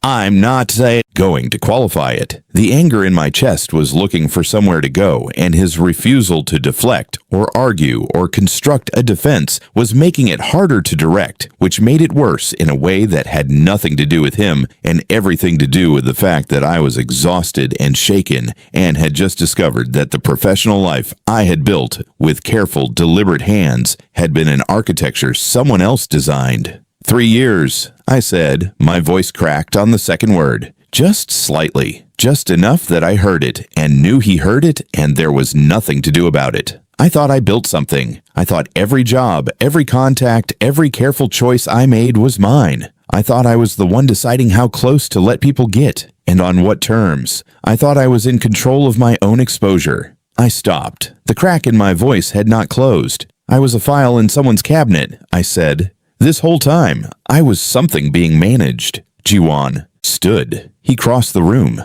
Not fast. Not with the urgency of someone trying to intercept an emotion before it fully arrived. He moved with the same deliberate quality as everything else he did, like each step was chosen rather than automatic, like he was deciding with each one that this was the direction he intended to go. He stopped 2 feet from me, close enough that his scent was a full presence, cedar and iron, and that unnamed thing underneath that my body had spent the entire night trying to categorize and failing. Close enough that the warmth of him was a physical fact against my skin. Far enough that it was still my choice.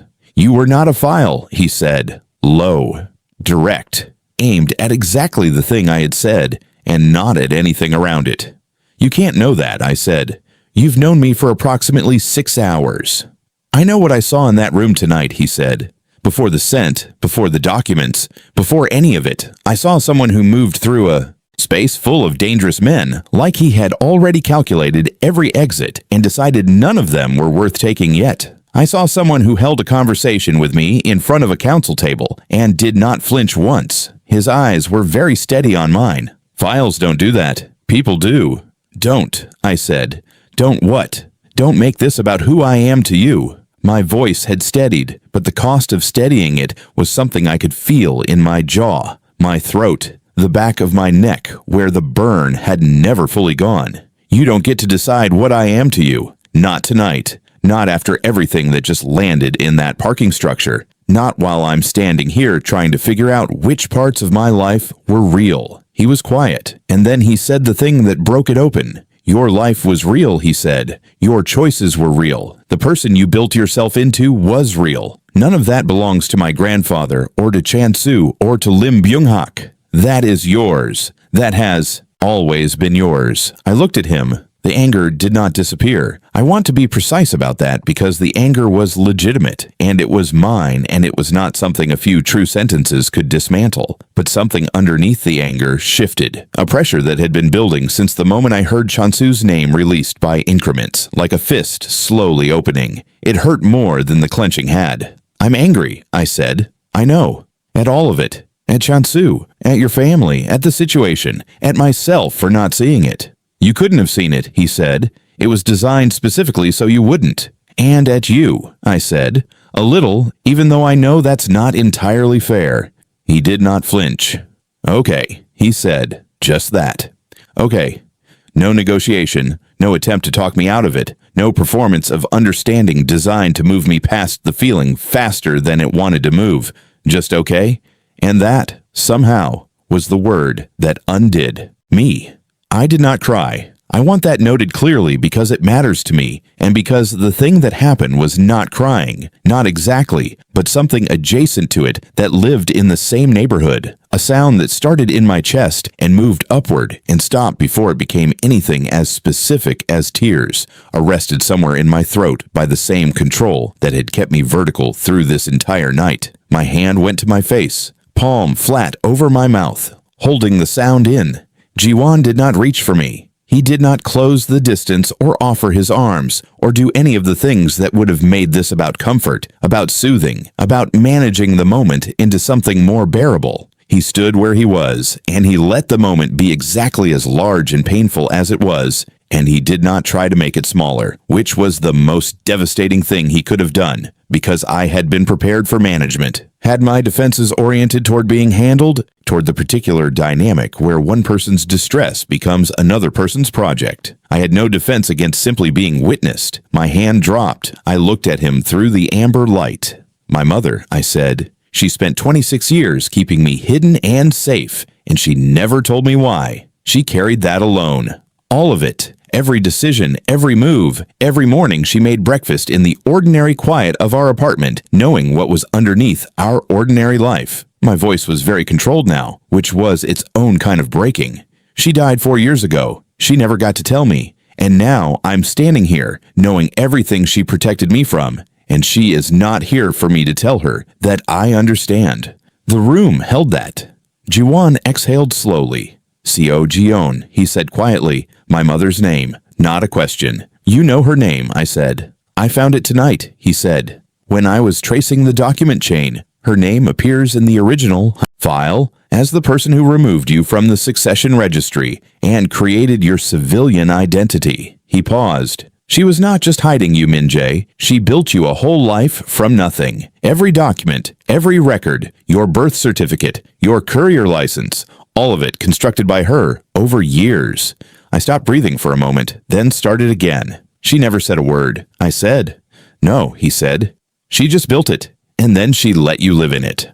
The amber light sat still around us. Outside, Chicago moved through its pre-dawn quiet. Inside, something between us that had been bending since the council room finally reached its limit. Not breaking, changing. The way bones change under pressure, not weaker, remodeled into something that could hold more weight than the original. I looked at Kang Jiwon in the warm light of a room his family should never have had a reason to bring me to, and I felt the full, impossible weight of everything connecting us. Blood and grief, and a child neither of us had planned, and a night that had dismantled every controlled, careful structure I had spent years assembling. And underneath all of it, underneath the anger that was still present and legitimate and mine, Underneath the exhaustion and the fear and the grief for my mother and the vertiginous shock of what my life had actually been, one thing remained. The burning at the back of my neck, his scent in the air, my hand on the table an hour ago, choosing. "I don't forgive you yet," I said, "for the Chansu decision. I need you to know that." "I know," he said. "Good." I looked at him steadily. "Now tell me how we find out which other council members report to your grandfather, because if Lim Byung-hak knows I exist, and your grandfather knows I exist, and Chen-su has been feeding information for 5 years, then the window we have before this becomes completely uncontrollable is closing fast." Something moved through Jiwon's face. That same thing I had seen in the parking structure, that first fully unguarded expression. Except now it was mixed with something new, something that looked like the specific relief of a man who had been standing alone inside a very heavy situation for a very long time and had just been told he did not have to stand there alone anymore. "There's a secondary record," he said. "My grandfather keeps a physical ledger, not digital. A ledger with every payment, every agreement, every name of every person he has ever owned in this city." "Where?" I said. "His house," he said. "In a city neither of us can walk into without being made the moment we cross the border." I looked at him. "Which city?" I said. His jaw tightened. "Seoul," he said. "Seoul." The word sat in the amber light of the room and expanded until it filled every corner. Seoul, where Kang Jiwon's grandfather lived behind walls of money and legacy and the particular protection of a man who had spent 40 years building a network that made him untouchable by design. Seoul, where my father had been removed from existence to protect a succession structure. Seoul, where the physical proof of everything, my father's paternity, the payment authorization for his death, the full ledger of my grandfather's owned men, sat in a house I had no access to and no identity that could get me there without lighting up every wire Kang Sejong had laid across the path between here and there. And I was 8 weeks pregnant. And my suppressants had failed, and the man standing across from me in the amber light was the heir of the family that had built the trap my mother spent her life keeping me out of. And I was going to have to trust him. Not blindly, not completely, but enough. That word again. Enough. "I need a passport," I said. "Not the one I have. A clean one." Jiwon looked at me with those unguarded eyes. "How long do you need?" "To be ready to leave," he said. I thought about my apartment on South Michigan Avenue, my carefully constructed life, the scent blocker on my bathroom shelf that had failed me precisely when something in me, some deep and ungoverned and ancient part, had perhaps decided it should. My mother had built me a whole life from nothing. Maybe it was time I built the next one with my eyes open. 2 hours, I said. Jiwon reached into his jacket, produced a phone, made a call. And somewhere in the brownstone's warm quiet, a door opened that I already knew I was not going to be able to close again. Jiwon sent a car. Not a driver this time. The car arrived at my building on South Michigan Avenue with a key card already programmed to my floor and a note on the passenger seat in handwriting that was direct and spare and looked exactly like how he spoke. "Take what matters. Leave the rest. 30 minutes. I stood in my apartment for the first time since I had left it, in the dark of early morning, and looked at the life my mother had built me from the inside. It looked different now. Not worse, not lesser, just visible in a way it had not been before, the way a painting looks different when you learn something about the hand that made it. The courier license framed on the wall near the door, which I had hung there as a marker of something I had built myself, and which I now understood was one piece of a much larger structure my mother had assembled before I was old enough to need it. The carefully organized filing cabinet in the corner, the apartment itself, in a building with good security, on a street that was busy enough to provide cover, and quiet enough to avoid unnecessary attention, chosen with a precision that I had attributed to my own judgment. She had chosen the building. I understood that now with a certainty that required no verification. Seo Jion had chosen this building, this floor, this specific position in this city, the same way she had chosen every other element of the life she handed me without explanation, with the particular care of someone who could not tell you why but needed you to be safe. I took my go bag from the closet, pre-packed, always, because that was tradecraft, and tradecraft was the one thing I could be certain I had built entirely myself. I stood in the kitchen doorway. I looked at the apartment for a long count of 10. "Thank you," I said quietly, to the room, to her, to 26 years of silent, invisible love that had kept me breathing long enough to stand here. Then I picked up my bag, and I left. Jiwon was in the car when it came back. I had not expected that. I had expected his driver, the broad-shouldered former military presence who communicated through efficiency and silence. Instead, Jiwon was in the back seat with his jacket off and his collar open by 2 buttons now instead of 1, and he looked like a man who had spent the last 2 hours making calls that cost him something and was not pretending otherwise. I got in. The car moved. For a while, neither of us spoke, and the city unspooled outside the windows, Chicago in the gray pre-morning light that preceded actual dawn, that particular colorless hour when the night has finished its business, and the day has not yet committed to beginning. Streetlights still on, traffic sparse and purposeful, the lake visible in fragments between buildings, dark and enormous and indifferent. "Chansu is secure," Jiwon said. "Cooperative." He started talking before my man asked a single question.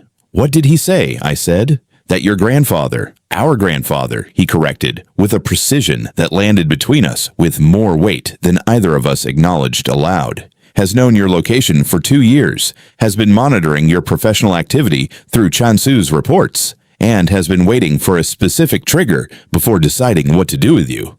"What trigger?" I said. Jiwon was quiet for a moment. "Proof of pregnancy," he said. The city moved past the windows. My hand went to my abdomen without my permission, a motion so instinctive and immediate that it bypassed every layer of control I had spent the night maintaining. I felt it happen and left my hand there because removing it quickly would have been its own kind of admission. "He knew I was pregnant before I told you," I said. "Chansu reported your pharmacy purchase 3 weeks ago," Jiwon said. His voice was controlled in the way that meant the thing underneath it was not. "A prenatal supplement, specific enough to be conclusive." 3 weeks ago. The same day I found out. I had gone to a pharmacy 2 neighborhoods from my apartment specifically to avoid recognition, and I had paid in cash, and I had been careful. I had been so careful, and Chansu had been 1 step behind me the entire time without me feeling a single footfall. "Your grandfather wanted confirmation," I said, "because an Omega heir is one thing. An Omega heir who is also carrying the next generation of the Kang bloodline is something else entirely." "Yes," Jiwon said. "He was going to use my child," I said, "as additional leverage, or remove the problem entirely depending on which calculation served him better." The words came out clean and flat and precise. Underneath them was a fury so cold and so total that it had passed through heat entirely and arrived somewhere on the other side of it. Something that did not shake. Something that simply decided, my child, mine. "Tell me about the ledger," I said. Jiwon turned to face me in the back seat. In the gray pre-dawn light filtering through the car windows, he looked less like the Alpha King of the Northern Alliance, and more like a man in the middle of making a decision that was going to cost him something he had not yet fully calculated. The open collar, the jacket folded on the seat beside him. The particular quality of his stillness when it was not tactical, but simply present. "My grandfather is 81, he said. He stepped back from active council leadership 4 years ago when I took the seat. Publicly. Privately, he maintained 3 direct lines into the alliance structure through council members who owe their positions to him personally." A pause. "I knew about 2 of them.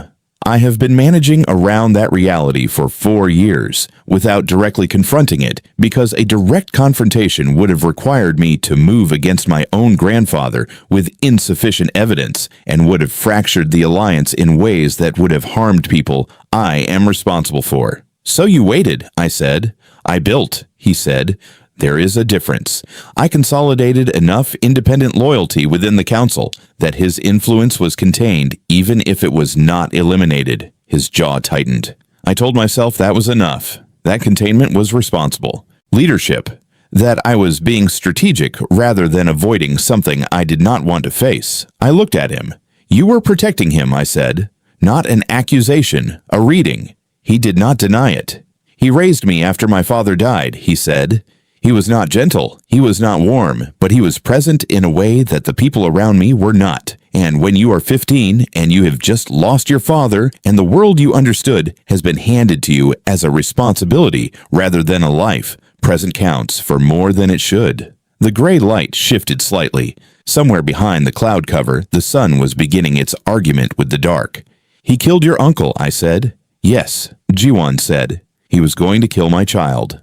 Yes, Jiwon said. And this time, the word came from somewhere different, somewhere that had burned through the complicated grief of a man protecting a figure from his past and arrived at the clean, cold clarity of someone who has soon finally looked directly at a thing he had been looking beside for years. The ledger is in his study, he said. Physical, handwritten. He does not trust digital records because he spent 40 years watching people be destroyed by their own documentation. Every payment, every name, every agreement made and broken and made again. He met my eyes, including the authorization for Seo-jun's removal, which would be enough, I said.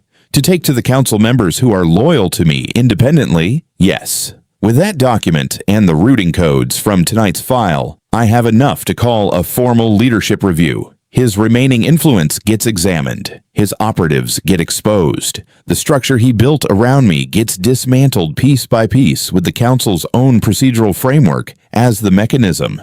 Without fracturing the alliance, I said. Without fracturing it, he confirmed. I looked at the city through the window. We were moving north and west now, toward Heir, the suburban sprawl replacing the urban density, the sky opening up above us with the particular vastness of Chicago outside its own center. You could not have done this without the succession claim, I said slowly. A formal leadership review requires a challenge to standing authority. Your grandfather's standing within the council, even in retirement, is enough to block a review initiated purely on evidence. But a legitimate succession challenge from an unacknowledged heir changes the procedural standing entirely. Jiwon was very still. You need me, I said, not bitterly. Factually, working through it the way I worked through everything, from the outside in. Yes, he said. One word, no qualification, no softening or reframing or attempt to make it sound like something other than what it was. And the child, I said, makes the claim generational, he said. Undeniable in a way that a single heir could potentially be contested. 2 generations of Kang.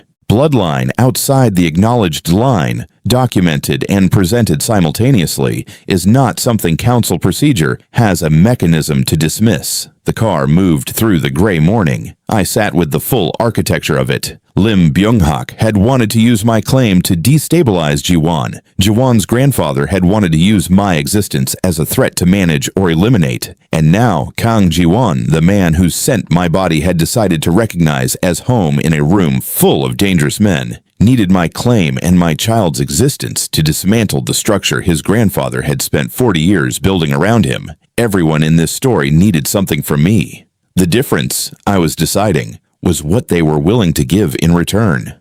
What are you offering? I said. Jiwon reached into the jacket folded beside him, produced a document, placed it on the seat between us. I looked at it without picking it up. Alliance protection, he said, formal. Acknowledgement of Kang Seo-jun's paternity and your legal standing as his heir. Full access to Seo-jun's personal assets, which were frozen at his death and have been held in a trust that my grandfather could not dissolve without triggering a legal review he wanted to avoid. And protection for your child, documented and registered under the Alliance's formal succession structure, which means no one, not my grandfather, not Lim, not anyone at that table tonight, can touch either of you without triggering a response from every independently loyal council member I have spent 4 years building relationship with. I looked at the document. I looked at him.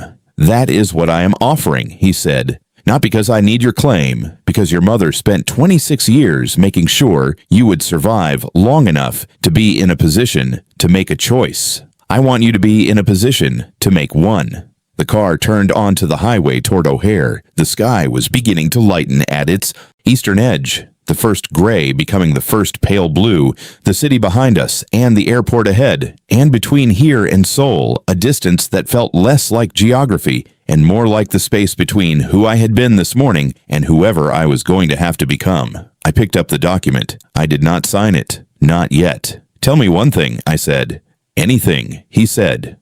And meant it. I could hear the meaning of it, unhedged and direct. If I sign this and we go to Seoul and we get the ledger and we bring it back and the review happens and your grandfather's structure comes down, I said, what do you want? After all of it. Not strategically, not politically. What do you actually want? The question sat in the space between us. Jiwon looked at me for a long moment. I want to know my uncle's son, he said quietly. I want to know your child. I want to sit across from you in a room that is not a council table or a parking structure or a car moving toward an airport and talk to you without the weight of tonight between us.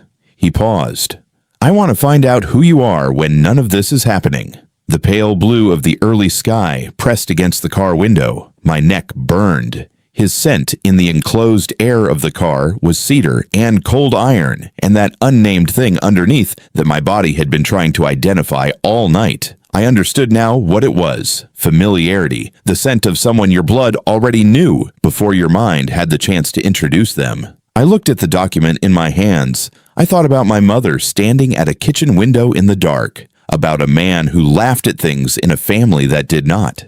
About a child who was 8 weeks old and already the center of a 40-year storm and did not know it yet. I thought about Seo Min-jae, who had walked into a restaurant with a document envelope and a failing suppressant and had made every decision since with his eyes open. I picked up the pen. Jiwon had placed beside the document without my noticing. I signed. I placed the signed document back on the seat between us. Jiwon looked at it, then at me. You didn't read it fully, he said. I read enough, I said, and if there's something in it that works against me, you'll have a significant problem on your hands, so I trust your self-interest to have kept it clean. The corner of his mouth moved. That's a very specific kind of trust, he said. It's the kind I have available right now, I said. I'm working on the other kind. It takes longer. He picked up the document, folded it, returned it to his jacket with a care that felt like something beyond administrative. The flight is 3 hours, he said. You should sleep. I don't sleep on planes. You should start. His eyes moved to my hand, the one that had gone to my abdomen in the car earlier, and which I had not moved since.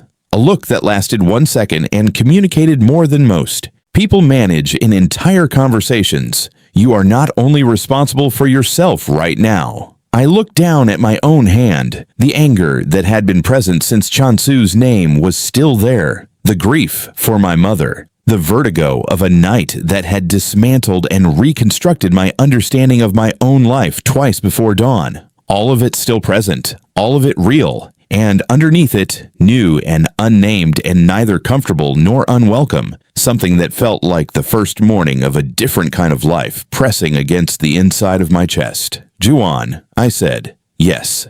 If this goes wrong in Seoul, I said, if your grandfather is more prepared than you think, or Lim's people move faster than we expect, or any of the variables we have not accounted for decide to make themselves known, then we adapt, he said, simply, completely. I nodded, once, and then I leaned my head back against the seat and closed my eyes, and for the first time in what felt like a lifetime, I let someone else hold the next few minutes without me. My neck burned. His scent was in the air. Outside, Chicago fell away behind us. Ahead, Seoul, and every truth that had been buried there for 26 years, waiting for exactly this. The plane was wheels-up when my phone buzzed one final time. I looked at it in the cabin's low light, Jiwon across the aisle with documents open in his lap, his reading glasses on, which was such an unexpectedly human detail that I registered it in a way that had no business affecting me as much as it did. The message was from an unsaved number, not Lim's. I had that number memorized. This one was different. The message read, "He already knows you left Chicago. He moved the ledger 2 days ago. It is not in the study, and the person who knows where it is now is someone you have already met tonight." I read it 3 times. Then I looked across the aisle. Jiwon felt my eyes and looked up from his documents. I held up the phone. He took it, read it, and I watched the expression on his face move through 3 distinct things in 4 seconds. Recognition, calculation, and then something harder and colder and more absolute than either of those. Park Ji-hoon, he said, a council member, one of the 7 at the table tonight, one of the men who had looked away from me when Jiwon swept the room with that 3-second gaze, one of the men Jiwon had believed was independently loyal to him. How well do you know him? I said. Jiwon set the phone down on the armrest between us. Well enough, he said, to know that if my grandfather moved the ledger to him, it was not for safekeeping. Then what for? I said. Jiwon looked at me across the low cabin light. Insurance, he said. Against me, against you, against everything we are flying toward Seoul to do. The plane climbed through the dark above Lake Michigan, and somewhere in Seoul, in a city. Neither of us could enter without being seen. The last piece of a 40-year game was waiting to decide how this ended. I pressed my hand flat against my abdomen, quiet, deliberate, a choice. We were not done. We were just beginning. Incheon International Airport at 6 a.m. was its own kind of world, not the Chicago world I had spent my life learning to navigate, with its particular rhythms of danger and ordinary life pressed up against each other in the specific way of American cities built on industry and ambition. This was something older. The air itself felt different, carrying the particular density of a place that had been continuously inhabited for thousands of years, layer upon layer of history compressed into the atmosphere until you could almost feel the weight of it on your skin. I had never been to Korea. That landed in me with a complexity I did not have time to fully process. This was my father's country, my mother's country, the place she had left, and never returned to and never explained why. Though I understood now that the explanation had always been the same as every other silence she had kept. Protection, the particular love that looks like absence because presence would have been dangerous. Jiwon moved through the airport with the ease of someone returning to familiar ground, which of course he was. His posture shifted here in a way I catalogued with interest. Not more powerful exactly, more settled. Like a different version of him was accessible on this soil, one that had existed before the Alpha King of the Northern Alliance, and would exist after. His contact met us at the private arrivals exit. A woman, which surprised me until I recalibrated because I had spent the night in a world populated almost entirely by men who operated through dominance, and I had not adjusted my assumptions quickly enough. She was perhaps 50, slim, with the kind of face that had been beautiful for so long it had simply become authoritative instead. She bowed briefly to Jiwon, looked at me with eyes that assessed and filed in approximately 2 seconds. "Sayo Min-jae," she said, not a question. "Yes," I said. "I knew your mother," she said. The airport moved around us, indifferent and continuous. My chest did something complicated. "Then you have information I need," I said. Her mouth curved, slightly. "Enough. Come," she said. "We have very little time." Her name was Yoon Hae-soo, and she had been my mother's closest friend for 30 years before my mother left Seoul and built me a life in Chicago from the materials of her own sacrifice. She told me this in the back of a car moving through Seoul's early morning, the city waking around us in layers, street vendors setting up stalls, the Han River visible in the distance catching the first actual light of the day, gold and rose, and the particular clarity of a sky that had decided to be beautiful, despite everything happening beneath. Jiwon sat beside me and said nothing, letting this be mine. "She contacted me 4 years ago," Hae-soo said. "Before she died. She knew she was sick before she told you. She had months to prepare." The words were direct and careful in the way of someone who had held painful information for a long time and had learned to deliver it without making it about herself. "She sent me documentation, copies of everything she had compiled about your father, about the Kang family, about the arrangement she had made with a legal contact to ensure that if you ever needed to claim your inheritance, the evidence would be accessible." I looked at my hands in my lap. "She knew I would end up here," I said. "She knew you were too good at what you do to stay hidden forever," Hae-soo said, "and she knew that when the hiding ended, you would need something to stand on. She built you that too." A pause. "She built you everything she could reach." The car moved through a district of narrow streets and traditional architecture pressed up against modern glass buildings, the old and new existing in the specific negotiated peace of a city that had survived enough to stop choosing between them. "The ledger," Jiwon said quietly. "Park Ji-hoon has it. We received that information on the flight." Hae-soo did not react with surprise. "I know where Ji-hoon is keeping it," she said. Jiwon looked at her. My grandfather's asset, he said. Not a question. Testing. Your grandfather's former asset, Haisu said, with the particular precision of someone correcting a tense rather than a fact. Park Ji-hoon has been many things to many people over 30 years. Currently, he is frightened. A frightened man with a physical ledger that 3 separate parties want is not a loyal operative. He is a liability looking for the least dangerous exit. You've spoken to him, I said. This morning, she said. Before your plane landed.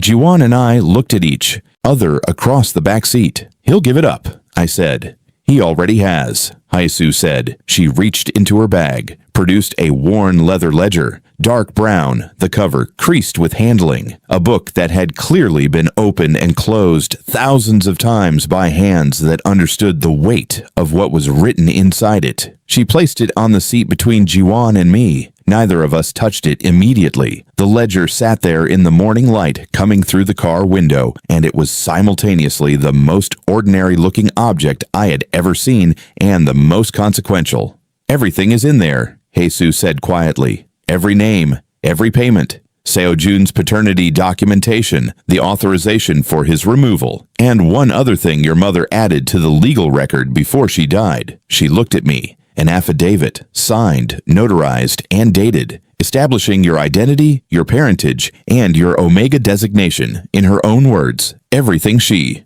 never told you while she was alive. She wrote down for exactly this moment. My throat closed. I reached out. My hand rested on the cover of the ledger. Beneath my fingertips, the worn leather was warm from Haisu's bag, warm from the morning, warm in a way that had no logical explanation and that I was not going to examine too carefully, because some things are allowed to simply be what they feel like. Warm like a hand on my shoulder, warm like Juk on a cold morning, warm like a woman who could not tell me the truth standing in a kitchen window in the dark, telling me in every other way she could find. I did not cry, but it was the closest I had come all night. Jiwon opened the ledger. He read in silence for 4 minutes. I watched his face and tracked the journey of it, the controlled mask present, and then not present, and then present again, cracking at specific pages and reassembling before the next one. A man reading the full documented record of his family's sins in real time, in a car moving through the city where those sins had been committed, with the person those sins had most directly shaped sitting beside him. He closed it. Enough, he said quietly, to himself, the word carrying the specific finality of someone who has reached the boundary of what they were willing to carry alone. He looked at me. Are you ready, he said. I thought about what ready meant in this context. Ready to use my existence, my father's name, my unborn child's bloodline, as the mechanism that dismantled a 40-year structure built on the removal of people who inconvenienced the wrong man. Ready to stand in front of a council of powerful men and be exactly what I was. An Omega heir who had been hidden and shaped and prepared by a woman who could not be here to see it and claim something I had not known was mine 48 hours ago. Ready? Yes, I said. Jiwon made the call. A council session, emergency convened, was not a small thing. Even with 6 of the 7 independently loyal members reachable and responsive, the logistics of assembling them required hours. Haisu had a location, a neutral space in central Seoul that the Alliance had used for off-territory sessions before, a private floor in a building whose ownership traced through 7 shell companies to a name that meant nothing to anyone who had not spent years following the thread. We had 4 hours. In those 4 hours, Jiwon reviewed the ledger in full. I read my mother's affidavit. 3 pages in her handwriting, careful and precise. The same handwriting that had written my school permission slips and grocery lists, and the single birthday card she gave me every year without fail. Always the same words inside. You are enough, exactly as you are. I read it twice, folded it, put it in my inside jacket pocket against my chest. Then I stood up from the chair in Haisu's safe house living room, and I squared my shoulders, and I became, with full awareness and deliberate choice,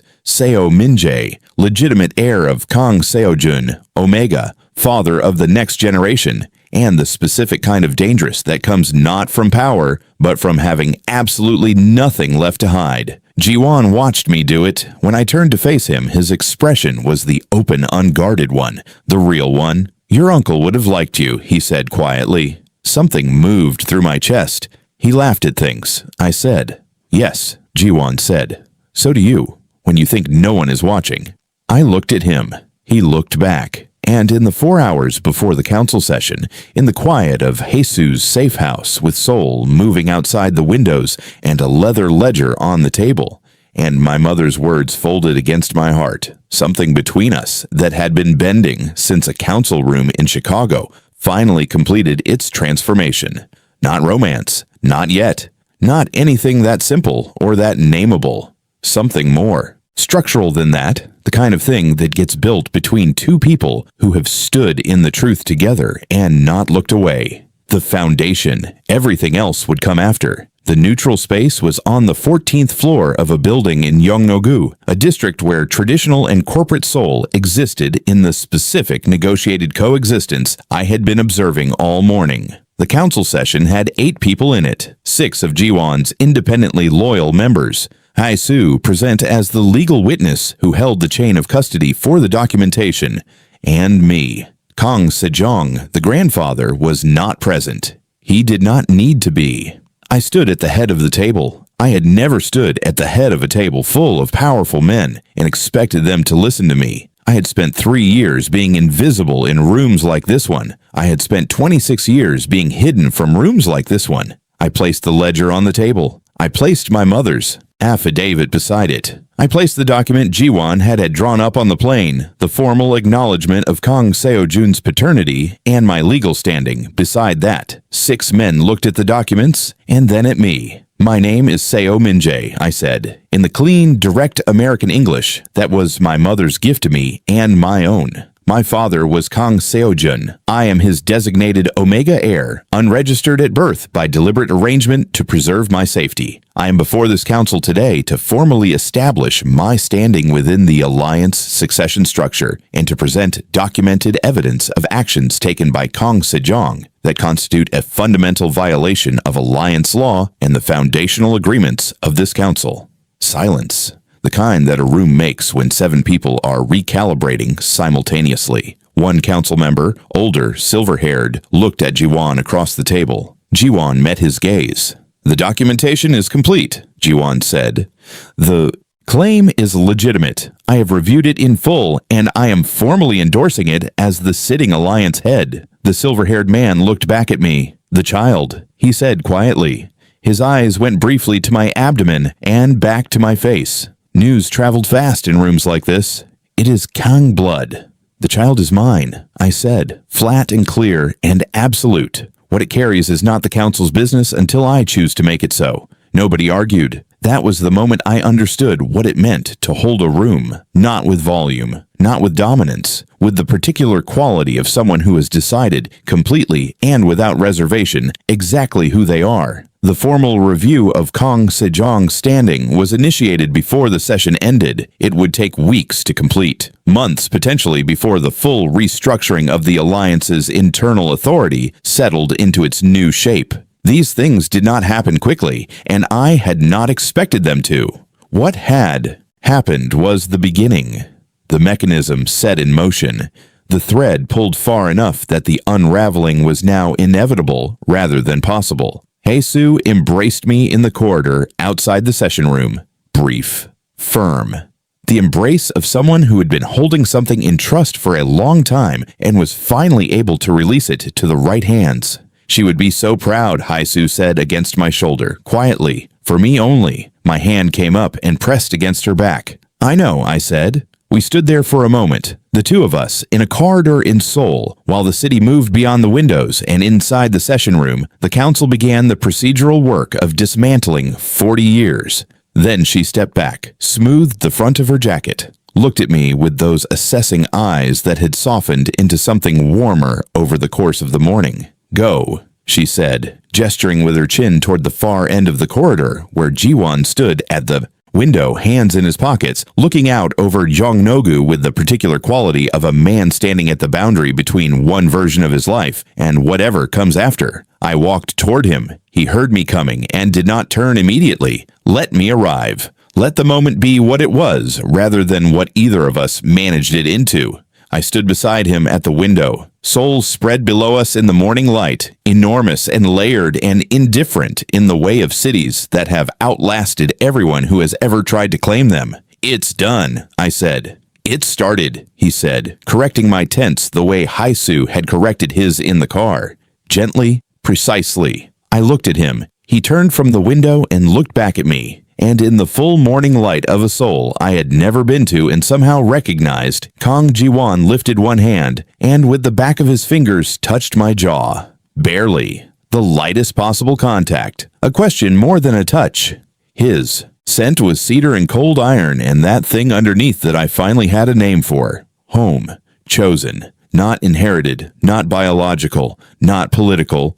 Chosen. My hand came up and covered his. Held it there. Neither of us spoke. The city breathed below us. My neck burned, gentle and constant, the way it had burned since the moment his scent first broke through my suppressants in a Chicago restaurant, and my body decided, without consulting anyone, that this was the direction. I closed my eyes. 1 breath. 2. And that was when his phone rang. He did not move his hand from my jaw, but his eyes dropped to the phone in his other hand, and something in his face changed so completely and so fast that I felt it before I saw it. A shift in his scent, the cedar sharpening into something edged, the warmth pulled back like a tide retreating before something large moves the water. He looked at the screen.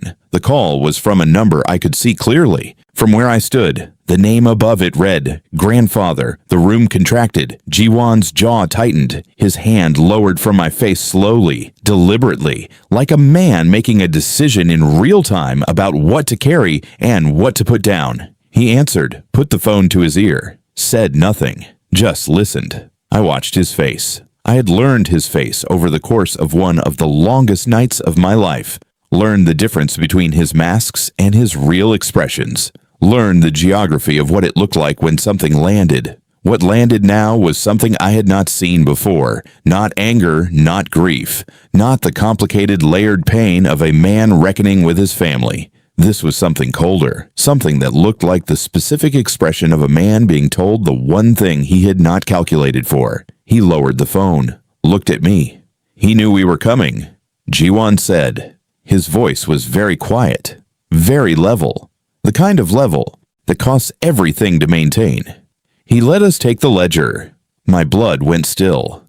Why? I said. Jiwon looked at me across the Seoul morning light, and his eyes held something that my body registered as danger before my mind finished forming the question. Because the ledger isn't the leverage, he said. He looked at my hand pressed flat against my abdomen, the gesture I kept making without deciding to, the one anyone watching me would have noticed by now, the one that told anyone paying attention exactly where my vulnerability lived. Minjae, he said, low, immediate. We need to move, right now. My heart stopped pretending. I moved, and somewhere in the city below us, in a Seoul that had been waiting 26 years for this exact moment, something that had been set in motion long before either of us arrived, began to close, like a hand, around the one thing I could not afford to lose. Please, like, comment, subscribe, and click on the notification bell. Thanks for watching.